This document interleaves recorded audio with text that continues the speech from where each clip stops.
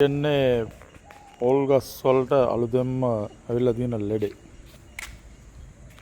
දැන් මේ පොල් අද ගැඩුවා අපේ පොල් කඩන එක්කෙනා තමයි මේ එක්කෙන්ම මේ පොල්ලත් කවලා මට දෙන්නේ. ඒ වතු වල හැම වත්තකම වගේ ගොඩක් වතු වල දැන් එයා තමයි කිව්වේ මේ විදියට තියනවා කියලා අපේ වත්තේ පොල් ගස් 10ක විතර වගේ මේ ලෙඩේ දැන් ඇවිල්ලා පොල් ගස් ඔක්කොම අතු ටික ඔක්කොම මේ විදියට වෙලා මේ පටන් කරමු. ඉතින් තමයි පටන් අරගෙන යනවා. මේ කියන්නේ බැඳලා තියෙන සමනලෙක් වගේ එකක් තමයි ඉන්නේ. සමනලයා මේ විදියට සුදුවට බඳිනවා. එතන බිත්තරක් දාලාද කොහෙද? රාට තමයිලු එන්නේ. ටෝච් එක ගාලා බලපුවම බල්බ් වගේ පේනවලු රාට. ඉතින් මේකට බේත් මොනවද කියලා තාම දන්නේ නැහැ. දැන් පොල් පරීක්ෂණයකට අරන් යන්න ඕන මේ පොල් වතු තව දෙක තුනක් කපලා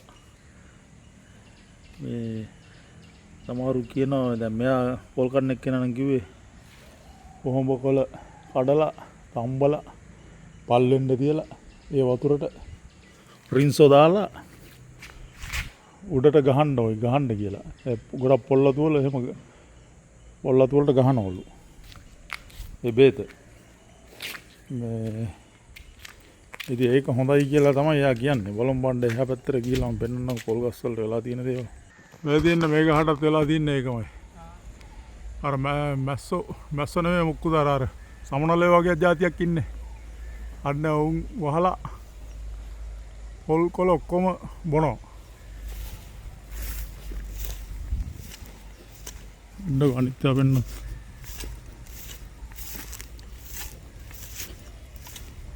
මේක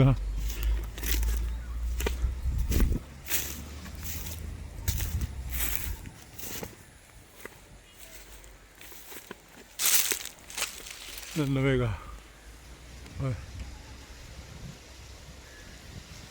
අනිකර කොළ බීලා තියන්නේ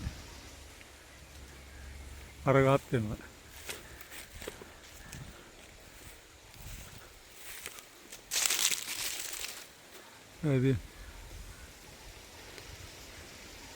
ඉතින් පොල් හදෙන්න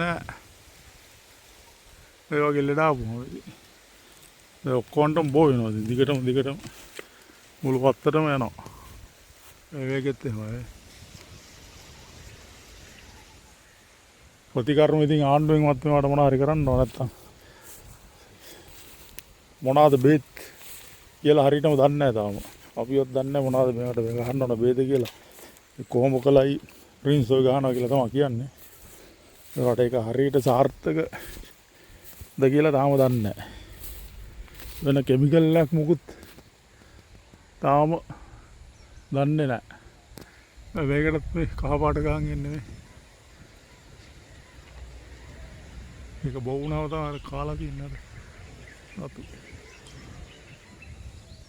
ඔක තමයි වෙන්නේ. වත්තරම ඉතින් මොහොම ටික බෝ වෙනවා ඉතින්.